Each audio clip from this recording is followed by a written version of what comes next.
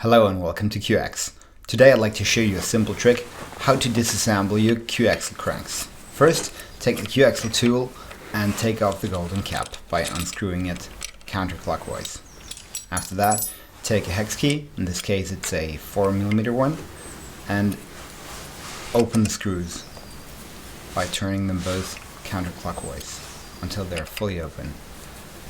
Then I'll take one of those two screws off, most likely the forward one, and take it completely out to screw it back in on the side where the thread is. Now I insert a coin in the slot, and this way, by tightening the screw against the coin, it'll just bend open the crank and you'll be able to take it off very easily then.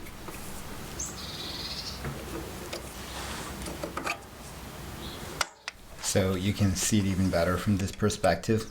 When I screw that bolt onto that coin, it's just bending it open.